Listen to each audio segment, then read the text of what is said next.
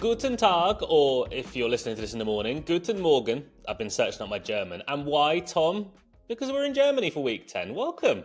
Yeah, international series. I love that, by the way. Again, these intros are just catching me off guard. But yes, we're international series this week. We're going to Berlin for the 2:30 p.m. game on Sunday. Well, technically, we are not going, but the NFL is. And I'm looking forward to it. I really am. The weather looks like it's going to be A-OK, which is always my worry for these international series games. Yeah, they have been, not all, some have been boring. Yeah. Some have been okay for this year, but we're over in Germany this week for the early game. The rest of the league will follow from 6 o'clock from an English time. Welcome, by the way, to the Turf and Touchdowns podcast. We skipped the niceties at the top of things just to really flex on our German, but that's about the limit of it. I never did German at school, Tom. I don't know about you. Yeah, no, I did. I can't remember any of it apart from I have a headache, which is never good. So I won't be using my German in this podcast, but I will be tipping in the game. So that's at least kind of my half of the German shebang. Yeah, I did Spanish, Hmm. and that was me. I went to Portugal after my GCSEs, and I was quite good at Spanish at this point, and was quickly told that Spanish and Portuguese are not the same language. Yeah, completely different. Fair enough, though. Good effort. I thought they might be interchangeable. Apparently, they're not. But let's move on to week 10 of the NFL season. Subscribe, leave a like, comment down below. Our membership tier is flying as well. And Tom Collins, I've forgotten the amount, but our player of the days landed last week. Yes, they did. So yeah, that means that a member who signed up to the tier gets the chance to win the returns, which Luke will tell you in due course. Also, we need to quickly have our victory sips while we're talking about it now. Otherwise, we will forget. Pinky up. Oh, thank you. Congratulations, sir. That is good stuff. That is good stuff. It tastes like 8-1, and it tastes like a victory in fantasy football over Tom Collins. Yeah, we're not going to mention that. Move on. That's victory sips done. I would tell you the amount. Completely forgotten what the amount is. It's like near enough to £30, but we'll do it your way this week, Tom, where you pick a random person. Let's go numbers 1 to 27. 17, please. 17. That was very official. And also, thank you for giving me something where I have to count a long way down. Couldn't have gone like 4. But... Excellent viewing spectacle. Just everyone watching while we sit in complete silence. Yeah, exactly. Tom, while I'm counting, tell everyone to like and subscribe and do any other stuff. Yes, please do like this video if you enjoy it. Obviously, we're right at the top right now, but we have got lots of selections, 12 actually, 6 each coming up for this weekend's NFL. So please do like the video. It definitely helps us. If you subscribe, you'll never miss out on any of our tips. As you can see, our records are okay so far this year. Players of the day are the way you want to be playing at the moment. So do subscribe. Our content is pretty good, I would say. There's horse racing and NFL. And also whack us a comment. We want to know what your bet of this weekend is going to be. Who is the jammiest person in the Listener League? Is it Scott Crowley? It's Scott Crowley. And Scott Crowley's life is getting jammier because he's the winner for this week. Nice. Scott Crowley, I don't know, this proves nothing, but he's like there. Yeah. But well done, Scott Crowley. You've got, I don't know, near to £30 coming your way. And also it does make life easier as well because it's someone that we can converse with. So, Scott, I will seek you out. Don't you worry about that. And then we'll work things out on that part. Speaking of working things out, shall we tackle the good, the bad, and the ugly of the NFL world, Tom, with What on Earth? Let's do that. Can I go first? You can. You're positive this week, so I am positive. Yeah, I'm going to be chipper this week. What on earth? Joe Flacco. This guy's been playing in the league since 2008. 17 years. Many of us watching, I'm sure, were just a wee nipper back then in 2008. Well, to be fair, I was 13, but, still count myself as a nipper. He seems to be playing better than ever. I know he was very good at Baltimore at the start of his career, but what is he doing right now? That game for the Bengals against the Bears last week was a Flacco masterclass for all that they lost. The defense was the problem there. But 470 passing yards, 4 touchdowns. What an inspired move to get Joe Flacco in after Joe Burrow's injury. What on earth, Joe Flacco? Fair play to you, mate. He's playing good football. Did you hear the quote of him a little while ago? It was like a couple of weeks back where he said he's at the age now where he used to go to a bar in like his quiet time in the week, and he'd look at the guy in the corner and he'd be like, oh, "That's so sad. That's so sad." Said, I'm now at the age where I look at him and go, "That guy's in heaven. He is absolutely in heaven." He's a legend, Joe Flacco. Yeah, I love him. He's about a million years old, but it's working for him. I was also going to pick on the Cincinnati Bengals as well because they are an awful franchise that just do bad decisions. But you know what? Let's not go in twice on the Cincinnati Bengals. And instead, what on earth, Dan Quinn? Dan Quinn, if you don't know, is the head coach for the Washington Commanders. The Washington Commanders, if you don't know, got absolutely whooped by the Seattle Seahawks in the past week. And in doing so, we landed a play of the day with Ja'Cory Krosky-Merritt, who went under. Jaden Daniels, in a big loss, absolutely wrecked his arm. Snap, dislocate, it was ugly. Why on earth, Dan Quinn, have you left him in the game? He is now out for the rest of the season. The Commander season is over. What on earth, Dan Quinn? Yeah, the season is over. I mean, it was a horrible dislocation. If you haven't seen it, you can find it on Twitter, but I wouldn't necessarily be searching that. But yeah, Marcus Mariota from here on out. Some people in fantasy football will be happy about that. They can pick up a new starting QB, but equally, he is no good anymore. Mariota is not aging like a fine wine, whereas Joe Flacco is. No. Joe Flacco is aging like a nice. I don't know. My wine knowledge is terrible. Shiraz. I don't know. Something red and from France. When I first saw the replay, because I was watching it live because, Seahawks fan, and I was getting home from work. When I first saw the replay live, I'd seen the reaction of all the guys, like taking the knee, praying and whatever. And I was like, oh, this must be a bad one. And I saw the replay. And because Jaden Daniels had recently returned from a leg injury, I was thinking, oh, it must be something to do with his leg. I was like, I don't see anything wrong with that. Like, what happened? And then I saw it 5 minutes later, and someone said about the arm. I was like, oh no, that's disgusting. Yeah, it was not good. We are kind of used to seeing leg injuries. I think we see them enough in the NFL, so we're used to seeing the visuals of what that looks like the Cam Scatterboo's ankle, for example. But when it is the elbow, it just looks a bit grim, doesn't it? Yeah, the only saving grace is it wasn't his throwing arm. Yeah. So he'll be fine next year. Take the year off, Jaden. Rest up, and hopefully we see you next year. But the Commanders season is absolutely dunzos. Just before we move on to picks, any trade deadline moves that you were impressed with or you were excited by? In real life, probably not, but I am impressed by the fact that we actually made a trade this week. That is something that doesn't happen very often in fantasy football. To be fair, in real life, I suppose Rashid Shaheed is the one we should talk about. Sauce Gardner is going to get a lot of the acclaim for his move from the Jets to the Colts, but I think he's been pretty hit and miss this year. I actually like the addition of Rashid Shaheed to Seattle. Gives them a proper wide receiver too. Torrey Horton has been shaping up nicely in the last few weeks, but he's still a rookie. Cooper Kupp has his injury doubts and is obviously quite old now. So I like the move for Shaheed. I'm actually going to be pro Seahawks with this opinion. Not something you hear from me often. And it's a deep threat with Sam Darnold, who's thrown the ball deep perfectly so far this year. I just wanted to address, before we actually will move on to selections in a second, Tom sent me another trade offer this week, which, to be fair, was a very fair trade offer. I was looking at it, and I haven't addressed this to Tom at all, so he has no idea where I'm going with it. It was Travion Henderson and a 2 that I would send for Tom sending me a 1, a 3, and Rashid Shaheed. So clearly, he's trying to build upon, Luke's a Seahawks fan. Give Luke the Seahawks receiver. I would just like to say, in this dynasty team, Tom, I have got Jackson Smith-Njigba. Yep. I've got Cooper Kupp from when he was a Ram. And I've also got Torrey Horton. Why would I want the 4th Seahawks receiver?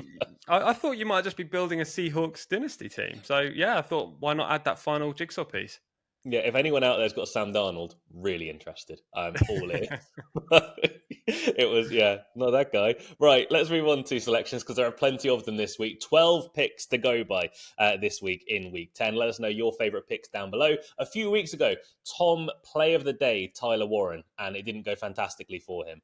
Last week, I didn't play of the day him, but I double played Tyler Warren, and it didn't go too well for me. However, the week after your play of the day, Tom, I picked Tyler Warren, went great. You're trying to get revenge today. Yeah, I mean, this guy is featured in virtually every single podcast we've done on the NFL this year, and he's going to feature again. It is Tyler Warren, and I'm going to be taking him over in receiving yards. The line is set to 46.5. He plays for the Colts against the Falcons in the Berlin game at 2:30 p.m. on Sunday UK time. Tyler Warren, over 46.5 receiving yards. Now, as you say, we have had mixed fortune with this guy. He's been quite frustrating. Last week, we both had him anytime touchdown. He had a great opportunity for that in the first quarter, but the ball was unfortunately tipped on its way to him when he was free in the end zone. So that was annoying. He also didn't land the overs for you. This week, I feel like he has to land the overs because Daniel Jones is a guy that loves throwing the ball downfield. We saw that last week when he was stat padding in the fourth quarter when the game was beyond recall.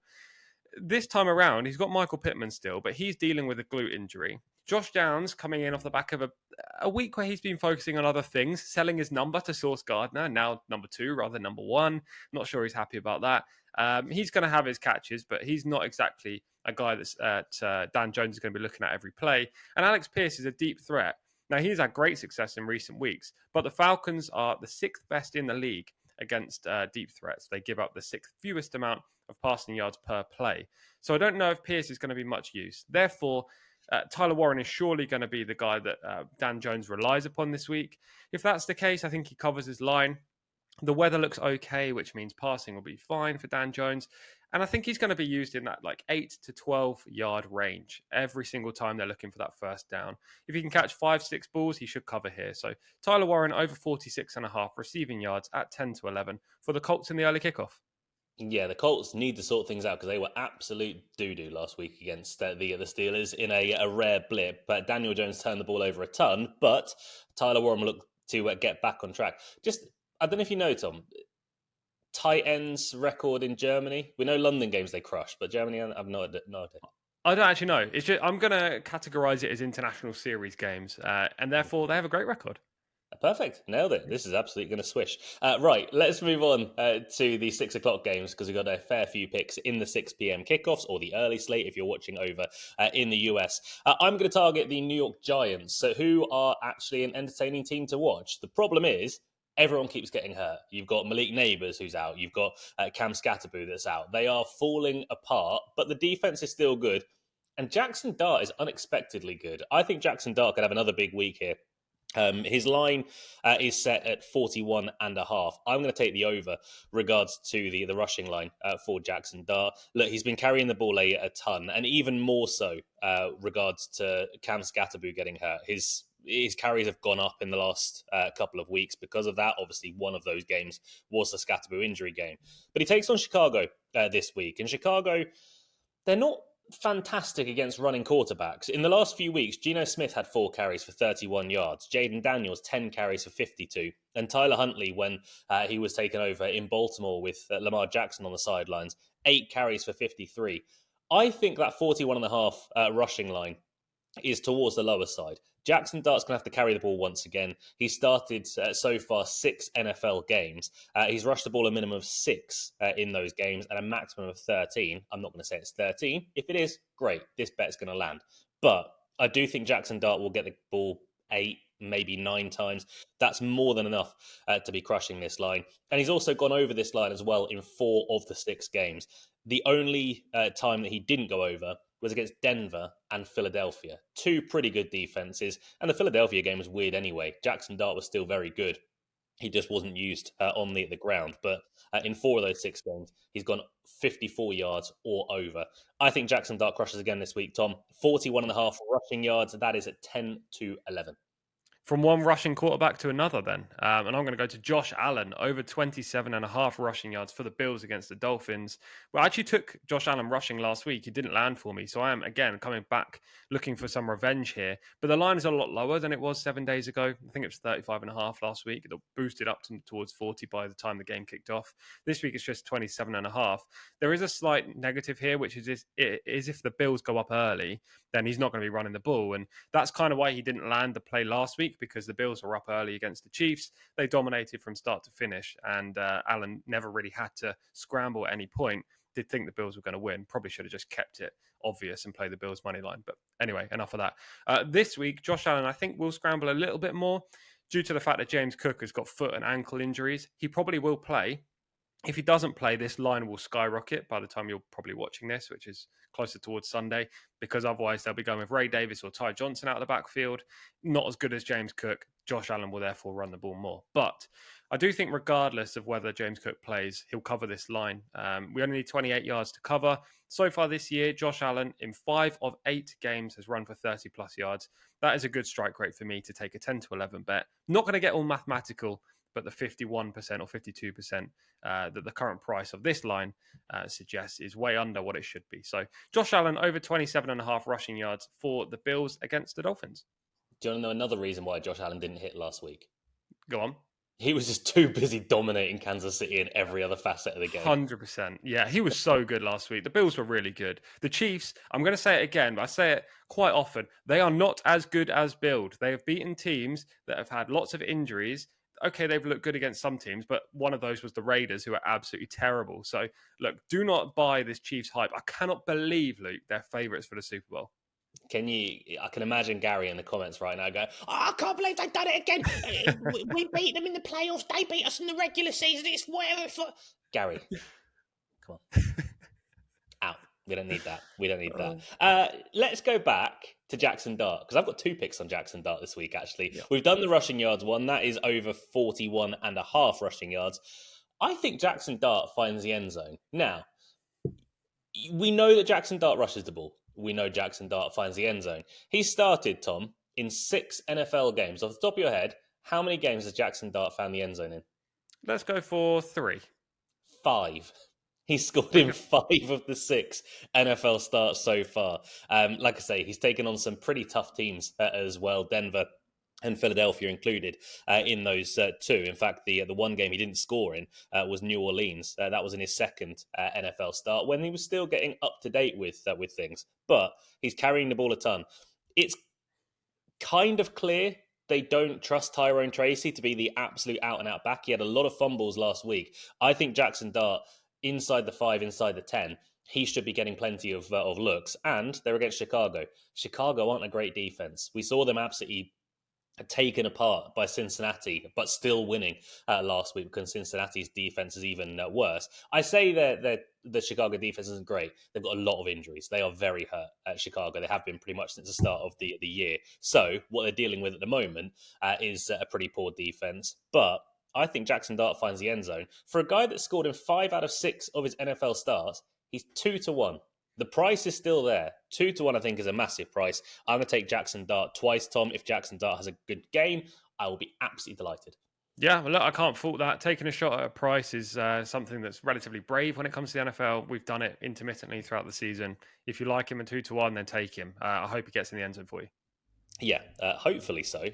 But Jackson Dart, anytime touchdown 2-1, and also my other play on him, over 41.5 rushing yards at 10-11. I was considering putting something Drake May forward, and after looking, Tom, at your selections, we would have gone against each other with that.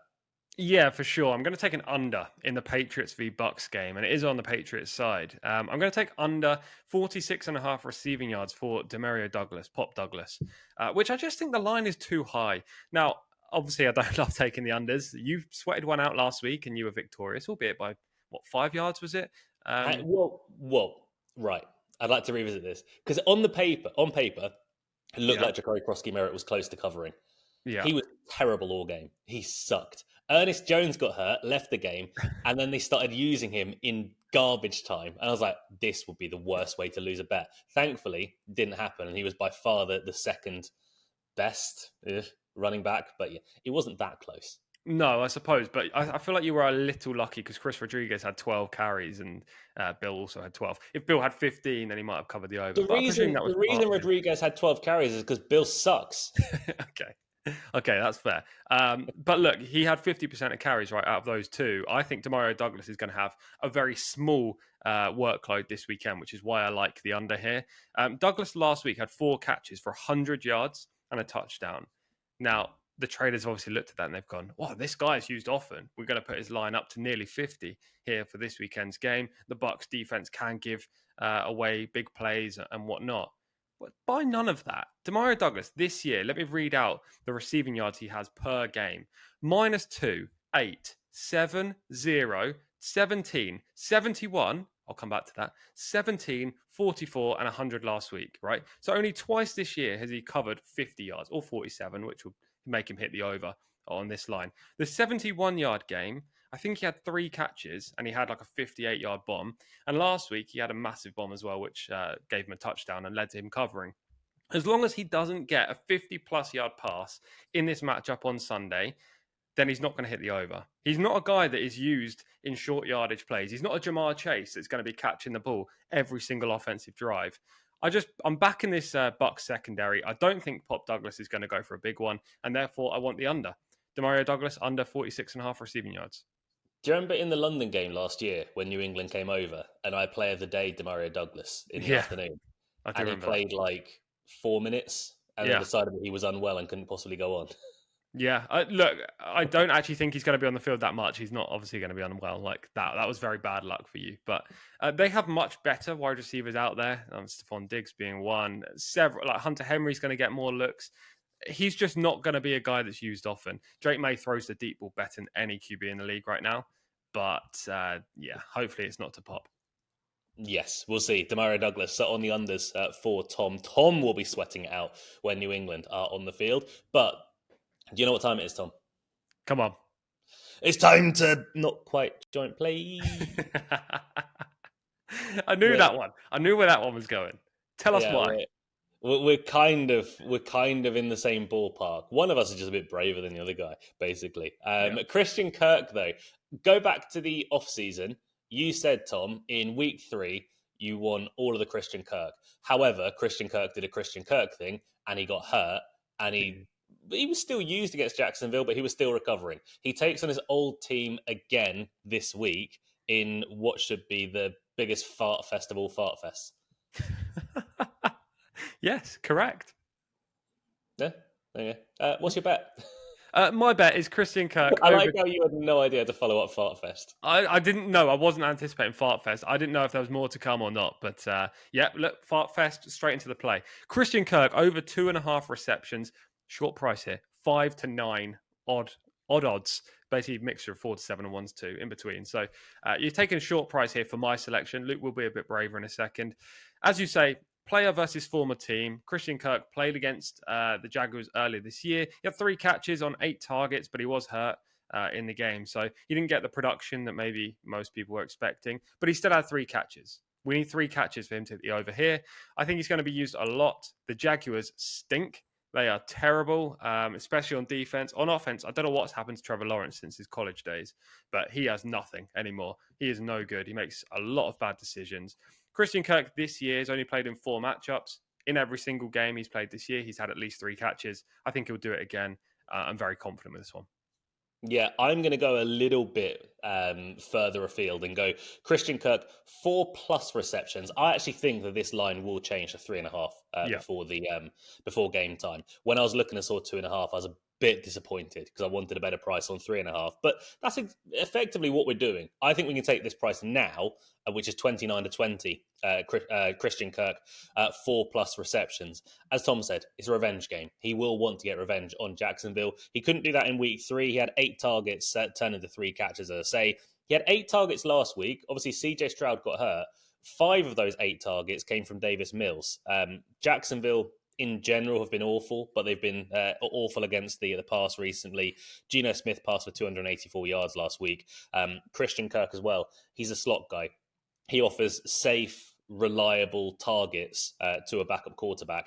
Davis Mills is going to need exactly that. So we'll both tackle Christian Kirk, but in different ways. If Christian Kirk gets 3 catches, Tom, I'm going to be livid.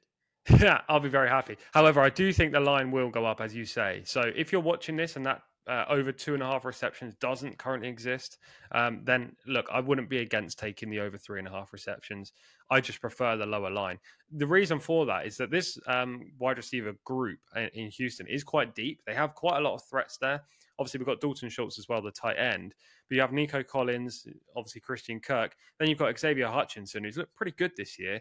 You've got Jaden Higgins, who, again, could be absolutely anything. Not really used as much, but a rookie. And Jalen Noel. There's a lot of wide receivers in this core. I think Christian Kirk will get at least 3 catches. But I'm just a little worried that Davis Mills is going to be sharing the workload around. Yeah, it's hopefully going to be a week where you can trust Christian Kirk a little. Tom, how did the Green Bay Packers get on last week? Don't remind me. It was the worst offensive show I've seen from the Packers in a long time. We lost to the Panthers with a last-minute kick. I think it was 16-13. Jordan Love's throw, by the way, on one of those third or fourth downs was the worst throw I've seen in a long time. How bad was that? Was that was when it was the ex-Seahawk? It was Mike Jackson just completely dropped it in the end zone. And it's just like, how does anyone drop that? Jordan Love did so well to scramble for about 15 seconds, getting out of the pocket, getting into a place where he can throw the ball, and then he throws across his body. I was thinking, oh my God, this is an amazing play by Jordan Love. The camera then pans to where the wide receiver or the ball is going to land. There was no wide receiver there. He just threw it straight to the corner.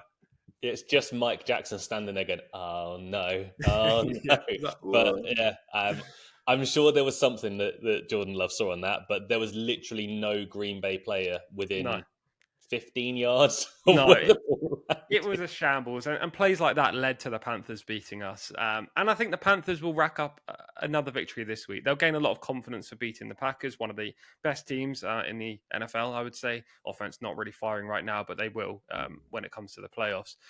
The Panthers this week play the Saints. It's a lot different to playing the Packers. A much easier team to play against. Defense not very good. Offense terrible. They've just got rid of Rashid Shaheed, as we've said. So they don't have many weapons. They've got 30-year-old Alvin Kamara, who is definitely done in terms of production. They have Chris Olave, who's going to carry a lot of the share, but that's about it. Juwan Johnson's okay at tight end. But they've got Tyler Shuckett still playing at QB now as the rookie. So I don't know what the Saints are going to do in this game. They're probably going to score 10 to 17 points at most. I think the Panthers roll in victory here. I'm taking the Panthers minus 5.5 straight up on the handicap spread at 10 to 11. They are just the better team, and considerably so. The one concern I have is if Rico Dowdle doesn't play in this game. He has been amazing this year. I think he's fifth in terms of rushing yards from a running back, and he's only started 3 games, which is mental. But even if he doesn't play, they've got Chuba Hubbard, who can definitely suffice. So give me the Panthers minus 5.5. Did you see Rico Dowdle get like season-ending injuries twice last week and then still come back and score? Mental. I saw notifications on my Sleeper fantasy football app saying Rico Dowdle headed to the locker room, and I thought, oh, this is decent. I might actually win my game. Then I looked on the ESPN website, and he's just had a 4-yard carry for a touchdown. Mental. Yeah, no, it's not exactly what you want to see. You don't want players to get hurt, but if they're absolutely dunking all over you, just take the rest of the day off. You don't need to be out here. You're all good. That is the Panthers at minus 5.5 for Tom. Moving into the late games. The Panthers aren't late game, right? Can't actually remember. Bear with. I think that's still 6 o'clock. I think that's still 6 o'clock. Oh, 6 o'clock, yes. Perfect. There we go. Nailed it. Great segue, Luke. Right, let's move into the late games. We've only got 3 of them once again this week. Arizona take on Seattle, Detroit take on Washington, and LA take on San Francisco. I'm going to focus, surprise, surprise, on the Seahawks game. But, shock horror, not on the Seahawks side of things. We're going to go double Arizona, starting with the first one. We're going to start with Bam Knight, or Zonovan Knight. He might be written down as that. That's his actual name. Bam Knight is his nickname. Is he even the starter? I don't know. This could be a real maggoty pick because I don't think Bam Knight is going to be the starter. I think Emery DeMarcado, who was way better last week, I think he's kind of over his punishment for dropping the ball early a few weeks ago. Just play the better guy. Michael Carter's also in town as well. Maybe he gets a little bit of a look. He didn't play any snaps last week, but we still know Michael Carter is serviceable. But for the moment, Bam Knight's rushing line is 36.5 rushing yards. I'll take the under on that because I just don't think he's going to be out there all that much. And also, Seattle are a very good rush defense. We said that, or we saw that last week. Jonathan Gannon, head coach of the Arizona Cardinals, said last week they'll just offer the ball to whoever the hot hand is. That was Emery DeMarcado. DeMarcado played, rushed the ball 14 times for 79 yards. Bam Knight rushed the ball 9 yards for 9 times for 27 yards against an absolutely woeful Dallas Cowboys defense. In that 27 yards, he had a 17-yard run. The rest of the 8 carries were absolutely useless. He was stuffed up the middle each time. The 17-yard run, that was kind of a trick play a little bit where he was rushed out to the outside and he was taken on cornerbacks. I really don't think this guy's going to be the starter this week. Michael Carter, like I say, didn't play a snap last week. He's still around. Trey Benson doesn't look like he's going to be back this week, albeit he is eligible to return. Arizona should be playing from behind as well. They're 6.5-point underdogs on the spread. Seattle have allowed now the second fewest rushing yards in the league. That's 687 because New England had a good week last week. They're now the least. And say Chris Rodriguez, yes, last week he had an okay week, 12 for 65, but that was mostly garbage time. And also during the game, Ernest Jones got hurt. Thankfully, that's not a bad injury and he will play this week. All the rushing numbers that anyone from Washington put up were when Ernest Jones wasn't in the game. He'll be back this week and he will return. He's the head, basically, of the Seattle secondary. I think Zonovan Knight, even if he is the starter, he may not go over 36.5 yards. So Bam Knight, more like Sham Knight. Was that it?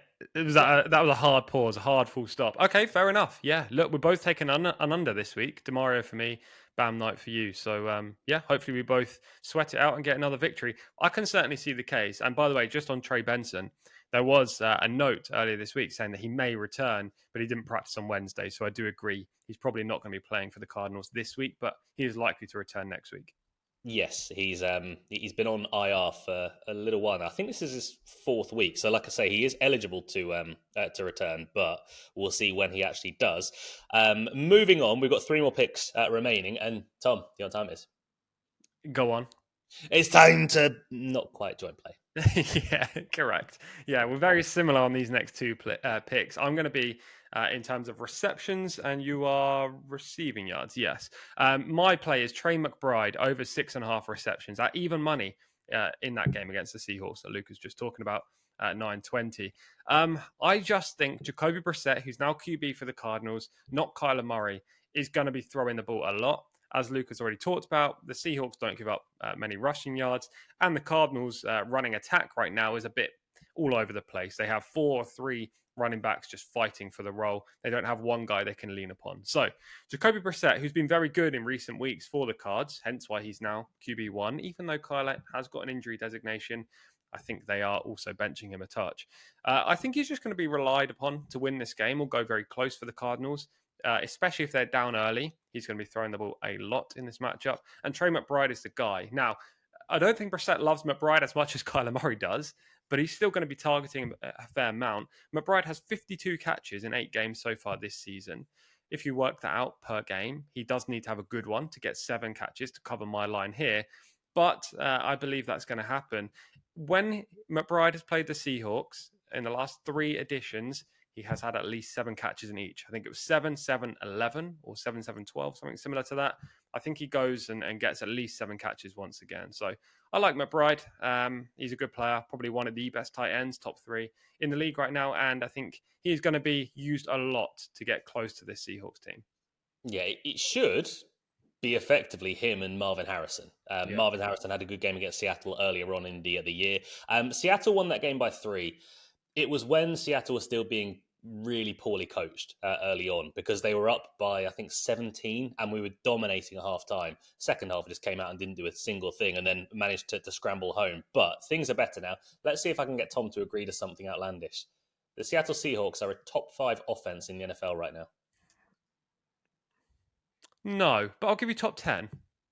I mean, I'd hope so, top 10. We are absolutely thriving. Did you see Sam Darnold against Washington, by the way? I did. I'm not sure about that Washington team, I have to admit, especially the defense. We saw that last year, the defense, didn't we? They were a bit all over the place. They conceded a lot of points and they scored a lot, which is why they won. But Sam Darnold is playing well. I'm not going to say anything otherwise.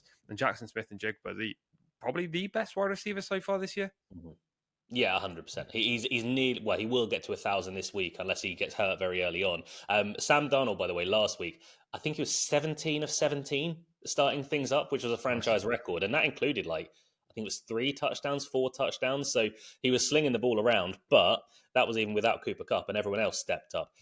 For that reason, I think Seattle will be ahead in this game. They're a very hard team to keep tabs on. They're a very hard team to keep up with, but Trey McBride, the almost joint play.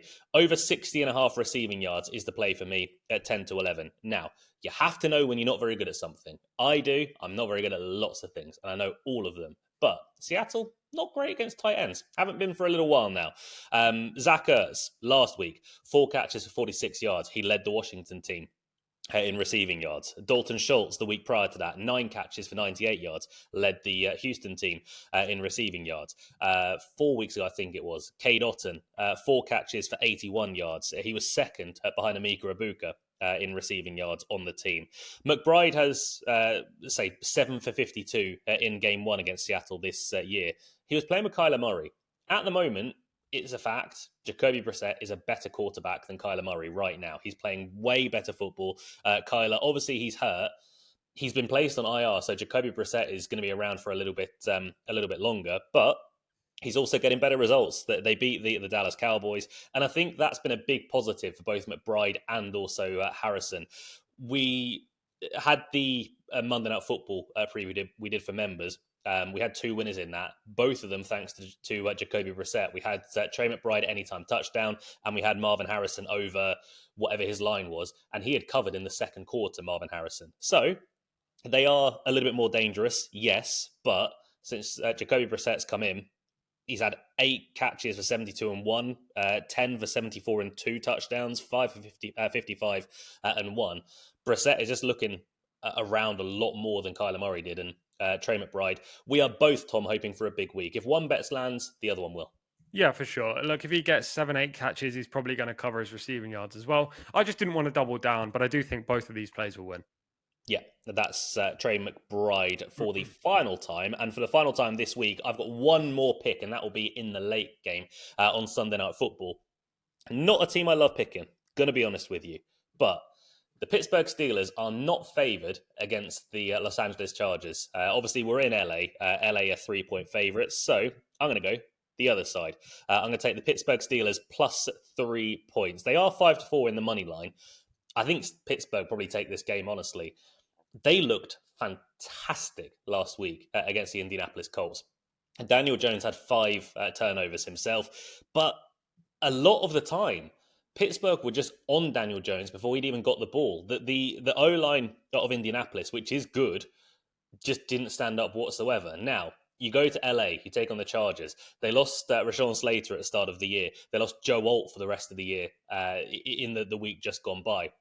That O-line is banged up. If Pittsburgh turn up playing the same sort of football as last week, then they are going to be a real threat to anyone going forward.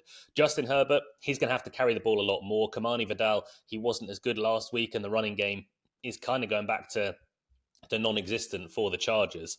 Receiving game, okay. Maybe Herbert will try and get the ball out quicker, look for Ladd McConkey and Keenan Allen to have decent games, but I really don't like the Chargers for this week, but I'm going to take the buffer and I'll take Pittsburgh plus 3. It won't be a pro Aaron Rodgers thing or anything like that, Tom, albeit the Chargers aren't great against receivers.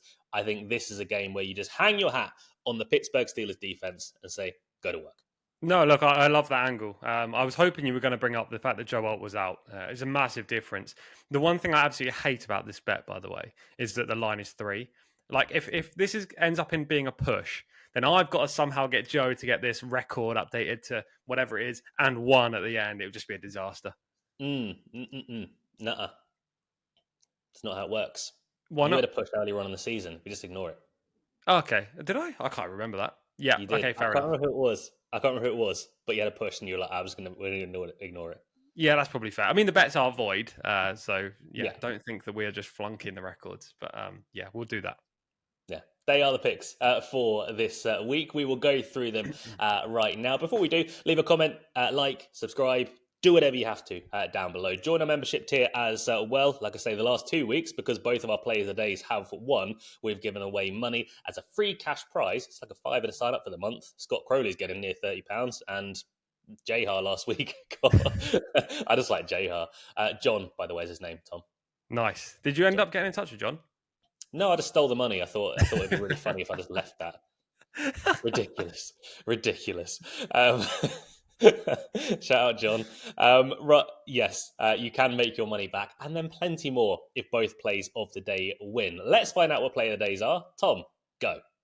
Right, 6 selections this week. We're going to start in the 2:30 game, work chronologically. Tyler Warren, over 46.5 receiving yards. That is at 10 to 11 for the Colts against the Falcons at 2:30 p.m. 6 p.m. games. Josh Allen, over 27.5 rushing yards for the Bills. That's at 10 to 11. Christian Kirk, over 2.5 receptions at 5 to 9 odds. But that is the play of the day. That is for the Texans against the Jaguars. Selection 4, Pop Douglas, under 46.5 receiving yards for the Patriots. That's at 10 to 11. Then the Panthers, minus 5.5 on the handicap spread against the Saints, again at 10 to 11. And then the one pick in the late game for me is Trey McBride, over 6.5 receptions at even money for the Cardinals against the Seahawks. We are relatively similar this week, but let's go through them anyway. I've got Jackson Dart times 2. I've got Jackson Dart over 41.5 rushing yards. That's at 10 to 11. And we'll go for the bit of extra value. We'll try and make it 6 touchdowns on the year for Jackson Dart. Anytime touchdown, that is at 2 to 1. So we're cheering on New York for this week. I think Christian Kirk will go more adventurous than Tom's player of the day. 4+ receptions. Like I say, I think this line will change to 3.5 anyway. So take the 4+ receptions at 29 to 20 while you can. For the play of the day, we're going to try and be disgusting with this one. Bam Knight, Zonovan Knight, under 36.5 rushing yards. I just don't think he'll be the starter this week, and he's against a really good run defense as well. That's at 10 to 11, and that is the play of the day. We'll stay in Arizona for Trey McBride, over 60.5 receiving yards. That's at 10 to 11 against the Seahawks, who aren't great against tight ends. And then the final pick of the week, Pittsburgh Steelers +3. On the spread. That's at 20 to 23 against the beaten up Los Angeles Chargers. 12 picks for this week, and I'll be honest, Tom, I think we're going to go 12-0 this week. Oh, yeah, okay, let's go. I'm going to go in with that positivity. I think we are too. Come on. 12-0, smashing it. Chest out, shoulders back, let's go. That is the Turf and Touchdowns podcast for this week. Thank you for your continued support. Like I say, comment, subscribe, like, hit the ring bell, do whatever you have to support the channel. It is all massively appreciated. And join the membership tier as well. Tom Collins, say goodbye to the people. See you later, guys.